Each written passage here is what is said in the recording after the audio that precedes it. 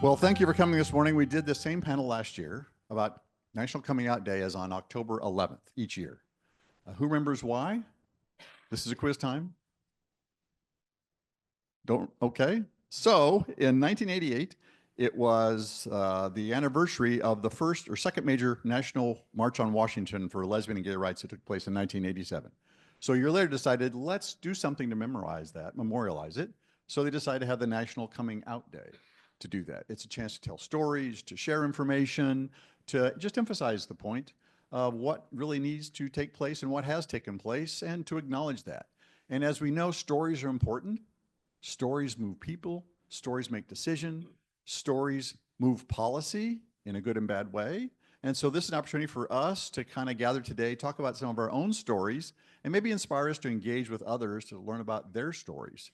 Because stories are about vulnerability and connection as well. And so it's important to do that. Use the term coming out. A member of FFPC, who's not here today, but Dr. Lauren Olson, he says, maybe we should consider the term letting in versus coming out. So you might hear that reference today as well, because it's not like I'm coming out to the world, because some don't do that. They are who they are, and that's important to them. And to say, but you're important to me. I want to let you into my life. I want to tell you who I am. You're important to me. I will let you into my life. And so it doesn't have to be standing on a stage and making some huge announcement, but for some people, they want to do that. This also celebrates courage, because it took courage for some people to move forward in their life to where they were. You know some of my story. You may hear a bit more of that today, but it wasn't just one and done. It's a lot of internal discussion to do that. So when you leave here today, think about your own personal story. And have you shared it? Do you want to share it? Do you need to share it? And maybe be so motivated to write it down. Maybe capture it for history. This is so important to me. I now kind of do this for what I do every day in my life. On your table, shameless promotion, there's a little card that has the podcast Out Late with David, and it's about stories about coming out later in life, LGBTQ+. Jonathan was the first guest. Thank you very much. To start that out, we've been now in our second year, had 18 episodes, and each one of those stories is different situation, different circumstances, moving and inspirational. So there is power. And when people hear stories, sometimes it saves their life. I've had feedback from just that podcast. One person said, I did not kill myself because I found out there are others like me out there. So don't discount your own story. So if our panelists could please come up here, find, you know who you are, find your comfortable position, bring liquid if you want to have something to sip on. If you want to bring notes or paper, a support thing or whatever, that's okay too. And I want to thank you for doing that. I'm going to let each person introduce themselves when we get to that point. Get comfortable, get the microphone. You can stand, you can sit, whatever. I like to wander. That's why I have this wireless thing. Plus, we may do this like a Donahue talk show at sometimes. If you feel moved to want to engage, that's why I made this wireless, so I can run out to you. If you have something you want to say, that way our Zoom folks can actually hear what's going on as well. So I'm not going to introduce the panelists. I'm going to let them introduce themselves, and I'll model that so they have an idea what we're looking for. We'll go from there. So it won't be needing to tell your whole story now. It's just introduce yourself, and then we'll get into that. A few questions back and forth. And if you have questions for each other once we start, then it's okay to ask them, and same for here as well. It's not just me talking and prompting. So let's try to make it as much as a discussion as we can. Everybody understand where we're going? Everybody still awake? Yeah. All right. So to model this basic, introduction, I'm David Cotton. Yay. I'm a gay man. He, him are my pronouns. I am a father of 2 children, retired U.S. Air Force Brigadier General, did corporate stuff after military retirement. I'm now a certified professional life coach and a podcaster that I already told you about with Out Late with David. Hi, I'm Aria Huizenga. My pronouns are she, her. I'm a trans woman who's been living in Des Moines for about 3 years now. I kind of day job as a receptionist for a local credit union, and then moonlight doing lots of nonprofit work. I sit on like 3 or 4 LGBTQ boards, specifically the intersections of queerness and music. And if I'm not doing either of those things, you can find me at the Saddle or the Garden doing drag as Tessatura. Great. My name is Chelsea Lepley. I go by CL among friends, so you can do that. I use they pronouns preferentially, although if you paid attention to my campaign, you only saw she. We can talk about that later. I am a person who has stubbornly resisted having a specific label. I usually say queer. And like Aria, I probably spend as much or more time doing nonprofit-y or volunteer-oriented things as my day job, which after a decade in healthcare IT, I now work at a quaint little video game company here in town. And try to do a lot with getting folks involved in especially local politics. I ran on the east side. If I had won, people ask, when I say I ran, people ask if I won. I would say I'm on city council now if I had one. So I ran last year for the Ward 2 seat on the east side. And I'll run again for something else sometime. Cool. My name is JenniferKathryn King. I like to say my pronouns are Jen or JK because JenniferKathryn's just too formal. I guess I've been gay so long, I guess I'm a lesbian. So I forget. You've been gay less long. Yeah, I don't know. I forget, like, because it's not part of my identity. It's become who I am, and it is what it is. That's just how I've just kind of floated through life. I run a small production company called Invictus Media. We do everything in the content creation space and photography and video. I was super fortunate to start my career at a small shoe company called Nike. And I spent, if you don't have a pair of Nikes in your closet, I don't know if you grew up in America, truthfully. I spent 15 years working for Nike, and then I left to work for I like to tell this to my gay guy friends. I've had the jobs that every gay man has ever wanted. I spent 15 years at Nike working with incredible athletes, superstars. And then I went to a magazine company called Men's Health Fitness and worked with all the superstars in fitness. So I've had every gay boy's dream come true poster for 20 years. Which having every gay boy's dream come true might be every lesbian's dream come true, is to have all of their things. Yes. And I've worked with incredible female superstars as well. So I've had it both, right? So for 20 years, I've spent my life working in the health and fitness industry. And then in 2018, I basically got tired of working for everybody else. You want to talk about glass ceiling, homophobia, misogynistic, whatever. I felt it all, racism as well. So because I grew up as a mixed kid, so I'm half Korean and half Italian. So I looked far more Asian as a younger person than I do today. So if you want to talk about every disadvantage that somebody has felt, and and the glass ceiling on top of it. So I left in 2018 and created my own company, and now I have 6 people who work for Invictus. One is actually my mentor from Nike, and 5 young people. So we're actually located in downtown Des Moines, not too far away from here, because that's why I was late this morning. I was on my way to work instead of to Gay Breakfast Club. So I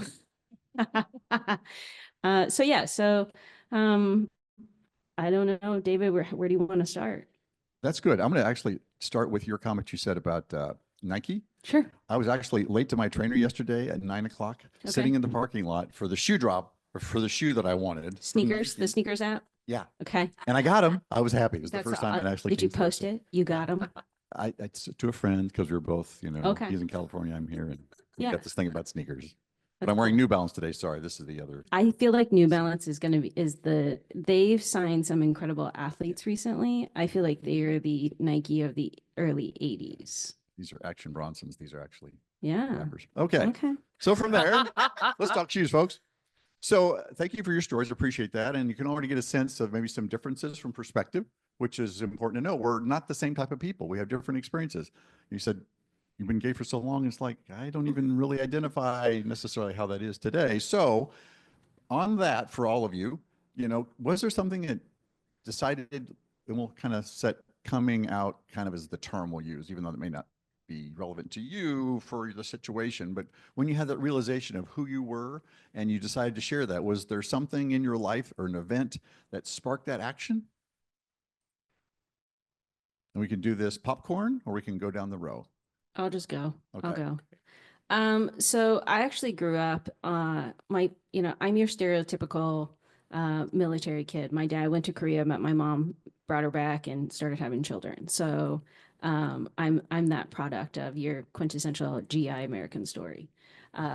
So I grew up on military bases. You know, my dad was pretty far up the food chain. So, you know, in the 80s and the 90s, it was don't ask, don't tell. It was very, very prevalent. And it's just, as a military kid, you were taught from a very young age, I can't even remember, but pretty much don't mess up because your dad will get kicked out, right? So if you came out gay, there was this huge potential of they'll court-martial your father or your parent. So I was closeted for a very long time. I like to tell people I knew I was funny, right? Like since I was like a kid, like, you know, Grease was my movie and I never dreamt about John Travolta's punk ass. It was Sandy. So I loved Olivia Newton-John. Didn't know her name. I just knew her as Sandy for the first 10 years of my life. So I never dreamt about, I never talked about Jimmy as my boyfriend, right? I secretly held on that Susie was the cheerleader that I was in love with. So I knew from an early age I was gay, right? But I didn't know it was called gay because I didn't have role models or, a military institution or that lifestyle is very sheltered. So I didn't realize that it was okay to be like that. And so for the first 18 years of my life, I didn't have that. So I was very fortunate.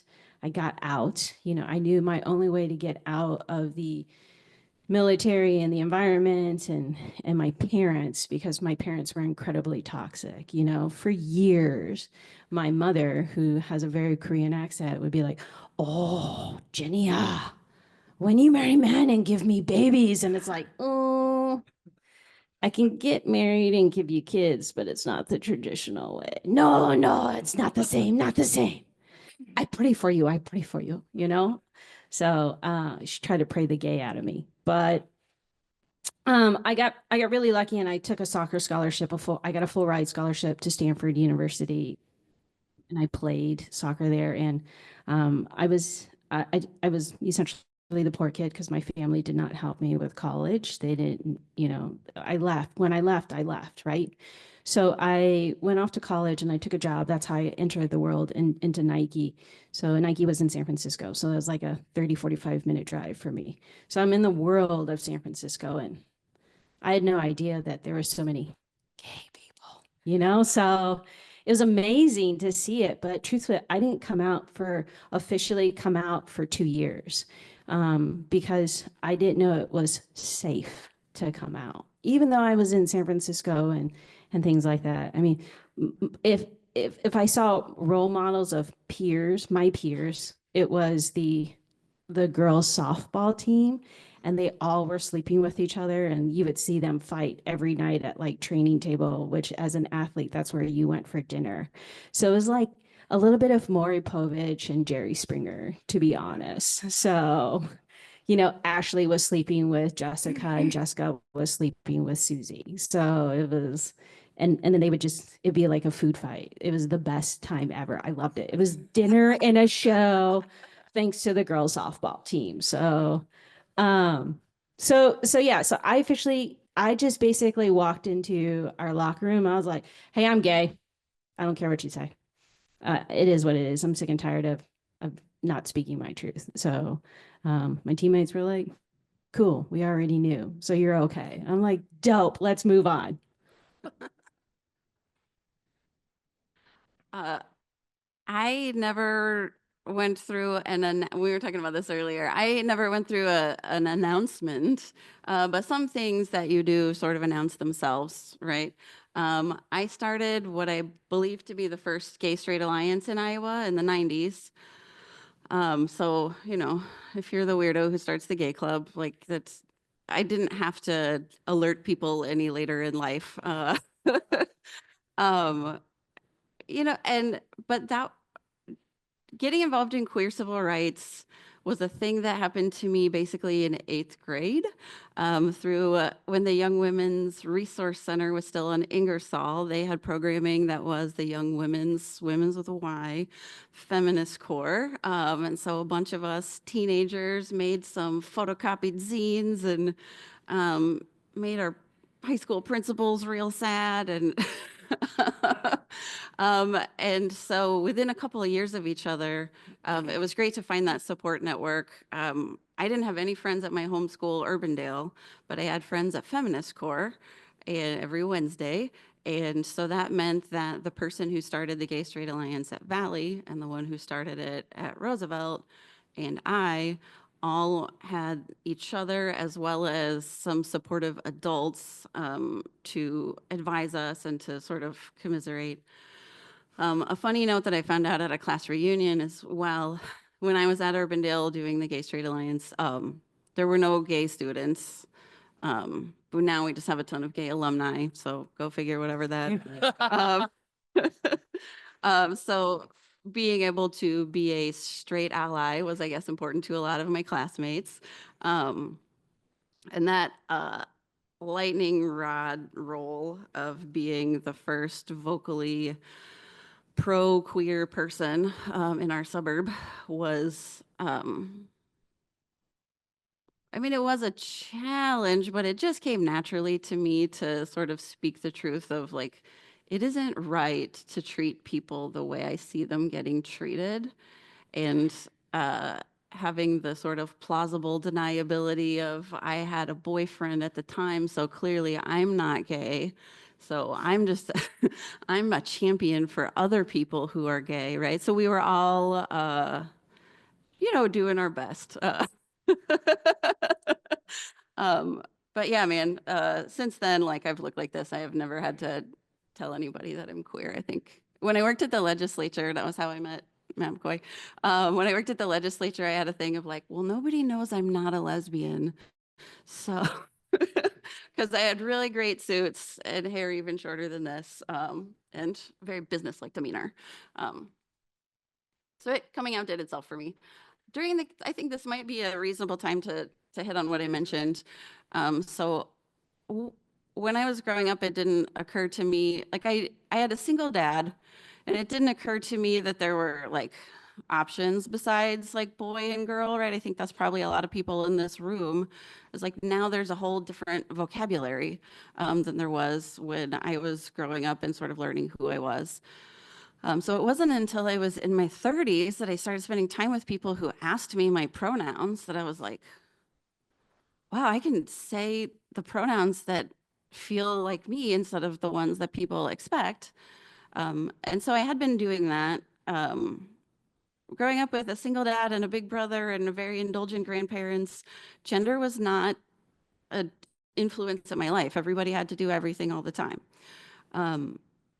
But then when it came time to campaign, I was like, man, I do not want to, I got to knock thousands of doors, right? And I do not want to spend every single conversation telling a 75-year-old person what it is, singular they, what is the deal, what is in my pants, who do I, like, you know, like in my head originally, I thought that using non-binary identity and pronouns would reflect like the lack of influence that gender has had in my life. And quite the opposite. It meant that I had to talk about it every day, all the time.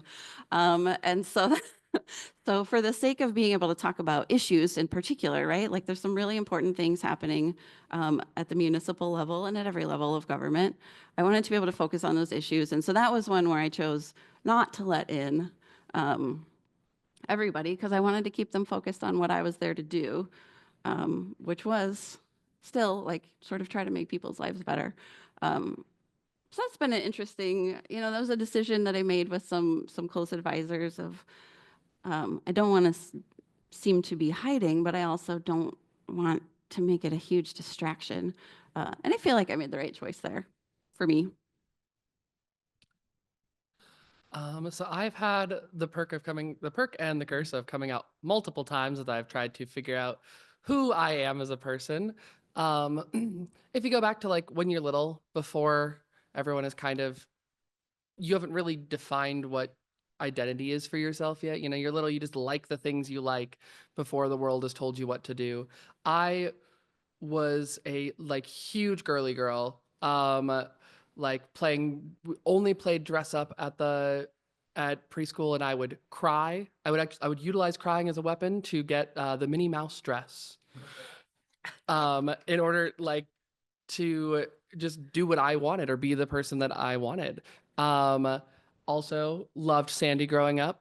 Took a couple extra years to figure out I didn't want her. I wanted to be her. So here we are Fair. today. Totally fair. So I came out at 16 as a gay man to my mother. And the first thing she told me was, I love you, be whatever you want, just don't change your name. Your dad worked very hard on that. Sorry, Dad. And that I didn't realize until much later when I was kind of coming to a whole gender conversation with myself, how much that had actually weighed on me. Because back then I was just like, why would I change my name? I'm just a gay man. It's like, it's not that big, Mom. And it wasn't until I moved here and actually met trans people and non-binary folk that were living their lives. College is different for everyone, but everyone in college is kind of a mess. So the 3 queer people I knew in college didn't quite cut it on terms of making me or allowing me to have my own gender conversations. But I came to this amazing city, joined the Des Moines Gay Men's Chorus as one of 2 people in the entire group that used any pronouns other than he, him. I used he, they. I actually cried the first time I put anything other than he on my little application to join the group. After about a year of that and meeting a lovely little group of trans folks, we grew to like 4 or 5 at that point. And a lot of 4 a.m. conversations. I was like, I'm non-binary. I'm gonna live this. This is who I am. I am not a man. Perfect. Not quite. We almost got there. And then another, 6 months after that, break off of my 6.5-year relationship that I moved down here with, and a lot more 4 a.m. conversations. I came to the conclusion, nope, I am a woman. All of those things when I was little, of only wanting the girl toy at McDonald's, always wanting to, braid hair and go skip rope. I had no desire to touch a sport ball for any reason. All of those were just signs. I am, to figure out who I was and the things that I liked as a person. And gender is messy. It's kind of what box is going to fit you best, or no box at all for that matter. And at least right now, the feminine labels of, she, her, and trans women really align best with who I am and who I've been. And so, yeah, I've gotten to come out a handful of times. My mom unfortunately passed before I transitioned. So I would like to think that she's up there still rooting me on. My dad and I, he doesn't get it, but he said, you're an adult and you can do what you want. Not really close at this point, but maybe someday we'll, kind of rectify all that, but woo. I have a question. I have wondered, I don't I've never liked the name I was born with, but I haven't felt like there was one that fit me better. I'm curious what it's been like to ask people to call you something different than they might have met you as, or has that been a dynamic since I know you said you'd moved and everything? Absolutely. So it has been definitely a bit of an adjustment.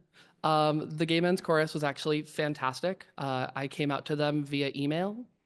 I became the operations manager and said, well, I don't want to sign emails with my assigned, like my birth name. So I sent my very first email as operations manager, blah, blah, blah, blah, blah, blah, blah, blah, blah, signed Aria, which is a name I did find on Google. I did Google search names and spent like a couple hours finding one that I liked. And then, you know, I came into the first rehearsal and everyone was like, so we know you're doing this role, but what is the name? And so I had like a whole little coming out spiel while I was there. After being with them for about a year, I went back to my credit union role, where folks did know me before I transitioned. And the staff has been really great. Well, they're trying. They're trying very hard, and I admire the amount of effort that they put in. And for the most part, they've done a really good job. But the membership or the customers, not the greatest. And sort of like how when you chose to focus on the issues for your campaign and, you know, use a maybe not the most accurate form of yourself, but one that is kind of safer or a little less effortful. Like more strategic, maybe. Exactly. Yeah. So at work, you know, I do use she, her pronouns. I have a little nameplate right next to my station that has my name and all my information, but I dress not like this. I dress fairly neutrally at work. It's a lot of big, bulky sweaters and, you know, kind of more camouflage because there are a lot of members who knew me before transitioning. And some figure it out and they go, oh my gosh, I'm so sorry, I didn't know. And some who will actually approach me in the middle of the lobby and start yelling at me. When somebody else corrected them, when one of my coworkers who didn't respect my wishes to not correct this 81-year-old man who I knew wasn't going to get it and who has a wife with memory problems, who is barely remembering who I am in the first place, let alone trying to add a layer, he came and yelled at me in the middle of our lobby of, you know, well, that's not right. That's not what it says on your birth certificate. And I was like, well, one, how do you know? Have you seen that? I haven't seen that in a good 20 years. Could be anything on there for my Schrodinger's birth certificate at this point. But one, how do you know? But two, why is this your job? Why are you telling me who I am? Why are we in this credit union having a discussion about this at all? Get your money and go live your life. Does not affect you. I've always wondered if it was like, we can talk about this more later. I'm interested, like, I've always wondered if it was like masculinity is a prison that I've stayed in. How dare you? Is a thing I've wondered about with people transitioning and the extreme pushback that they get more from men than women in my anecdotal experience. That could be a thing. Definitely a little bit. You know, you spend so long in a box that doesn't fit that when you do get out of it, it's like, I would really rather prefer that you do not try to put me back in that box. We did that for 25 years. We got out of that one. Please stop. Please stop putting me in that one. Thank you. But it's not, intent matters a lot. So when folks are, you know, genuinely curious or they're not going to read the little nameplate next to me, it's, you know, it's not great feeling, but it's also a lack of malice isn't going to break me. Well, thank you each for sharing your piece of the story. Really appreciate that. I noticed a thread through it though. Courage to me kind of popped up in each situation. Courage in a situation, courage with people, courage with your own self as well to know to go forward. So how have you taken that courage and all that you've been through in your life to this day? I also get the sense that you're each involved in some sort of activism or advocacy. How did you take that and channel, and what are you doing in that world today? Do you want to start yet? I'll start. Sure. Well, so I've always had younger people work for me. I was super fortunate when I left Nike in San Francisco. I went into a senior director position at Nike. So I was 23 years old, basically running my own department. And I had, when I was at Nike, I had 20 something people work for me. And so I I ended up learning from people at that age, right? I was very fortunate that I had some incredibly strong mentors along the way. I really didn't have a good father figure growing up. So I had these older men who mentored me and kind of filled those gaps for the lack of my father. So I like to, I've actually gotten into it with my wife's father and actually had to tell him, listen, I don't have daddy issues. I've had plenty of men who have filled that gap for me. So I don't need you to be my daddy. Like, this is weird. So I was fortunate that I was able to be mentored by some of the best inside of Nike. And I've just learned that it's all about paying it forward. And so today in my company, and actually when I was leaving, my last few years at Nike, people that were about 10 years younger than me were coming to work for me. And when I was at Men's Health, same issue. And even today. So I spend a lot of my time mentoring young people. I do have a gay staff member, a LGBTQ member, and Rachel identifies they, them. So I do try to be very conscious of appreciating their pronouns. Sometimes I say her, and Rachel understands it's okay, right? Because I'm not trying to be malicious. It's just I'm old. I'm 46, so that's like old for me. When you hit 40, when we were young, that was like over the hill. So I make a joke like pronouns missed the boat with me, right? Like they were too late for me. I'm too old for pronouns, fuck it. So I spend a lot of my time mentoring the young people that work for me and the people that that come into my company today. And I decided, for 6 years while I was in business, I avoided every chamber here in the area because I thought that it was like a fraternity. You're paying these people to be your friends or to do business. So I politely told them no for many years until the LGBTQ chamber came around. And I joined hesitantly, truthfully, because I was like, why do I need to join a chamber? I never joined a fraternity or a sorority. So why would I do this? And I have now found myself heavily involved in the chamber to help advocate for our community, because if we don't do it, who will, right?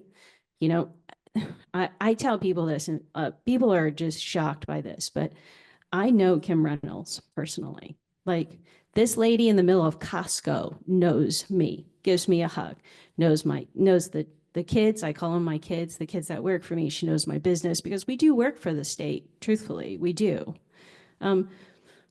I tell people too, don't hate me, guys, but if Big Daddy Trump pays me 50 grand to make a commercial, I'm going to make that commercial and write bonus checks to my kids that work for me, because we're a small business and this is how we survive. I'm not going to make political ads that make slam people, but if he just wants us to film him, okay, and maybe he gets shot in the process, cool, so I can say I was there. Who shot JFK, right? But like, my point is that we know Kim Reynolds, we do work for the state, but she votes against us every chance she gets. And it's crazy to me because my staff and I know her on a personal level. And let's be honest, I've been at some galas or galas and I've seen her in the corner hanging out with the gay boys. So I know what's up. So it's just all about, I know that if we don't fight, who's going to fight for us? And I have a production company and we have hundreds of thousands of dollars worth of equipment. And I know I can use those for good and help create campaigns and ads for our community. Because if we don't, who will? Who will? Because the Republican initiative is so strong. It comes after us, and more importantly, the trans community. And it's painful to watch Because why? Why? You know, these people have somebody in their family that's gay or trans or non-binary. You know. I just don't understand. So you know, my kids, God love them. They have my back. And if I tell them this is what we're going to do, they do it. Because they know in their hearts it's the right thing to do. So that's where I find myself now in my 40s. It's crazy, right? As a fellow sellout incrementalist, I have found myself advocating a lot with the activist types that I hang out with for the sort of diversity of tactics when it comes to advocacy and activism. All right, so don't tell everybody at City Hall that I'm a monthly donor to Iowa CCI Action Fund.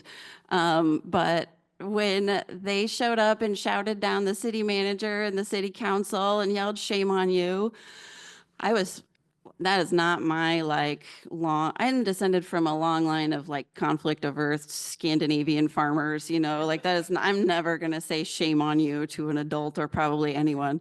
But because they did that, when I called Scott Sanders and said, wow, those CCI people are really pissed. I know their talking points, but I want to know more what the city has to say, right? Because of that inside outside activism, it was easy for me to get a one-on-one with the city manager. Because I'm for lack of a better term, like the straight man of a lot of the activism and advocacy work that I do. So I went to school for public policy, so I have a graduate degree in bureaucracy, is what I say there. It's been very helpful. Politics. Yeah. Politics. Yeah. Which I remind people, you don't hate politics, you hate partisanship. Politics is how we make decisions.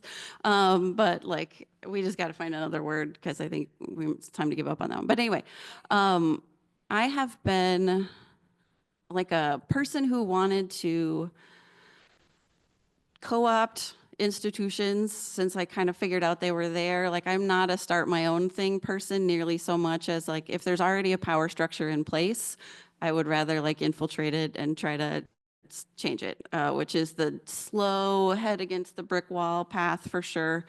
But I have the high tolerance for tedium that takes. That's roots to your Scandinavian ties as well. Yes, yes. Raid the village over, take it over. Yeah. Truly. But like, you know, you and 4 friends can take over your neighborhood association. Like there's like, it is, you know, it's like if 300 people had voted differently, I would be a city council person, right? Like it at a local level, it is so easy to have an impact. So the question kind of was, where are we with activism and advocacy? Man, it is too much to my family's chagrin in my blood somehow. I started agitating against the death penalty when I was in elementary school. I started circulating a petition in my neighborhood when I heard Terry Branstad wanted to bring back the death penalty. And then I got involved, like I said, in queer civil rights in junior high. I have always just been wired to try to stick up for underdogs or to try to position myself with the people whose voices I think are not being heard enough. Fight the man. Fight the Yes. man. I get it. But not fight, you know, like No. politely No. persuade. That's what you would do. I fight old people, little kids, dogs, whatever. It is what it is. That's perfect. And then I can be like, wow, Jen seems pissed. What do you think we could do different? Make a video. So it's that diversity of tactics. But yeah, I'm on the board for a nonprofit that's rehabbing a historic school building. I have been on the board for New Leaders Council, a progressive training institution. I try my best to trick my friends into running for office. It's worked about 5 times so far. Out of how many? Out of how many? Oh, it's like I say to a room like this, you should think about running for office. Oh, okay. And then when I think that someone is close, then we'll talk about why it's not as scary as they think. Okay. So you got to cast a wide net. So it's like 10% effective. Yeah, Sure. I'll take it. Okay. And then I've also been doing a lot of trainings with people who have said that they either want to work on campaigns or want to run for office. So I helped Deidre DeGier develop the curriculum for what's now Vision Leads. It was Vision 2020 at the time. I've done a lot of trainings for groups like Iowa CCI who want people who oppose the carbon pipeline to consider running for things like county supervisors so they can vote against it in their area. So I've been doing, I don't know, I've been working on campaigns for a decade. Has taught me a lot of campaign skills I can use to make a network of activists. Yeah, and where you've been the person who gets to, or who like does the, hey, they seem really mad. What can we do differently? I'm the person who's really mad. I was at that Shame on You protest. Absolutely. I was right up in the front yelling shame, shame, shame. Not actually a part of CCI, but definitely, definitely heard about it, showed up and was there for every queer protest of the last legislative session. Whoops. That was like every week you were there. Yeah. Okay. Luckily at that time I was working with the choir, and so I had more of a flexible schedule. So I was like, hey friends, taking a long lunch. I'm going to be at the Capitol for somewhere between 1 and 7 hours. We'll get back to you to continue doing work after that. But I have gotten really involved in going to the Capitol and kind of trying to make a difference that way, being a presence there. And then in the community, I really love getting to create space for folks. I left my home state of South Dakota because it didn't feel like there was a place for me to be safe there. Sioux Falls was the closest they had, and they're still quite far behind where even Des Moines is, and especially where Des Moines was. So when I came here, I knew I wanted to create space for folks. So when I joined the Des Moines Gay Men's Chorus, I, unbeknownst to me, accidentally made it very trans friendly. We went from 2 he theys to fluctuating between 20 and 30% of the organization being trans non-binary representing in 2.5 years. Enough so that I helped found and am an original member of Transcendent, Iowa's only trans and non-binary vocal ensemble, one of maybe 10 in the country. Cool. Cool. We just went to Gala back in July, had our premiere performance on an international stage, and I was actually the one who gave the speaking points. I was the one who actually introduced the ensemble when we performed. I presented a workshop there as well on how to create a trans-friendly space for your gala chorus. So to turn more of these, to open the doors in more of these institutional spaces that when they were founded had to be this space for gay men who were, in such a critical point in their history, needing a space for community and needing that place to get together and be safe, and taking that legacy and allowing us to open the doors and expand that and move the safety to include as many queer people as we can possibly get in the room. And so the Des Moines Gay Men's Chorus always has a special place in my heart for exactly that reason. And then I also sit on the board for Girls Rock Des Moines. And I recently joined the board for Lavender Legal, which is a LGBTQ law center out of Cedar Rapids that does a lot of work with name change documents and works for trans individuals. So, yeah. Thanks to each of you. This is just incredible to hear about your story, your impact, things that we wouldn't have known. I didn't know, so thank you for sharing those. It's incredible what one individual can do and how you can be woven into society and make a change. Before we wrap up, does anybody have a question? We have time for maybe 1 or 2 questions.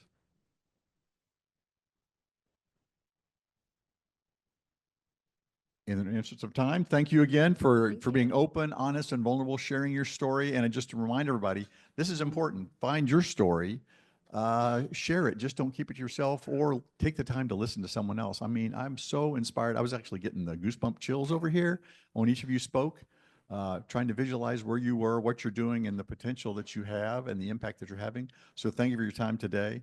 It was fantastic, and have a blessed week. Thanks for the invitation. Thank you. Yes, thank you.